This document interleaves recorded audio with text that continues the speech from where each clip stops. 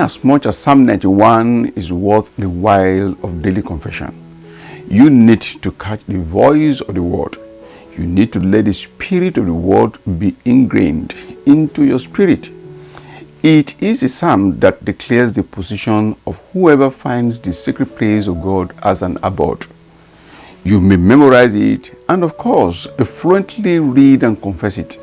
The truth is that it is for those who have found the secret place of God and are living in it. In Psalm 91 verse 14, the position of the dwellers of the secret place is fearlessness in the face of fear. Here is a folklore I want to share with you.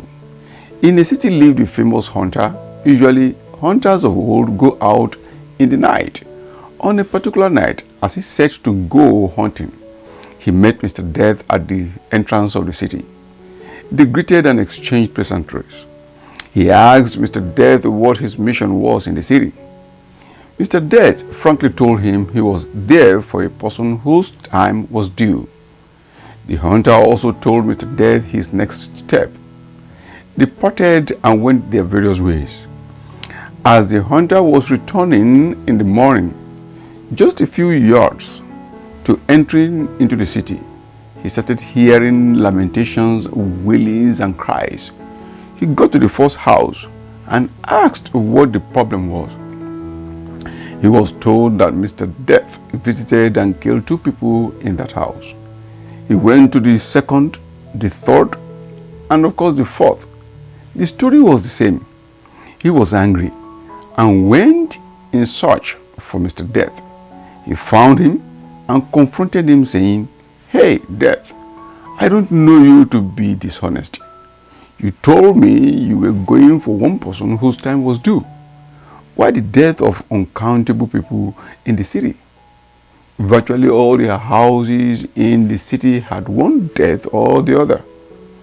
Mr. Death said, "Hunter, my friend, I went for just one person and I left as soon as I got the person.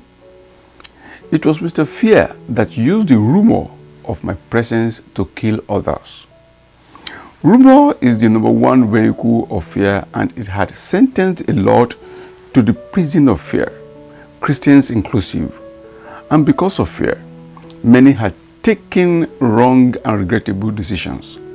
Wrong choice of relationship, wrong choice of priorities. Some walked out of the places of their blessings. A lot has taken to the use of herbs now just for the fear of one deadly disease or the other. Because of fear, some had taken to ungodly counsels. Sadly, some got initiated into witchcraft for fear of the future. As a matter of fact, some parents raised their children in fear of tomorrow, and those children are now finding it difficult to take decisions by themselves, unable to meet the pace of their generation. Our environments are full of fearful and diverse viral. This is what Psalm 91 talks about, but in verse 5, it emphasizes that the stand of the dwellers of the secret place of God is, "Thou shalt not be afraid." That is, don't allow, don't tolerate, or entertain fear. Fear is a hedge breaker, and when the hedge is broken, the serpent strikes. You may be faithful in activities.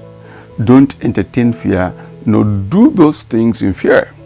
Faith in God and in His Word can set the captive free. To those not in Christ, the way out, according to Psalm 25 verse 8, is salvation. To the saints in Christ, read the covenant details in Romans chapter 8. You have the life of the dwellers of the secret place of God in you, which you could only live by the faith of the Son of God. Galatians chapter 2 verse 20 says, "I am crucified with Christ, nevertheless I live.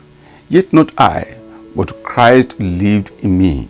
And the life which I now live in the flesh, I live by the faith of the Son of God, who loved me and gave Himself for me." You have the Spirit of Christ as a seal and the mark of the dweller of the secret place. The crow of the cock specifically reminds us of His word in Romans chapter 8 verse 15, which says, For ye have not received the spirit of bondage again to fear, but ye have received the spirit of adoption, whereby we cry, Abba, Father.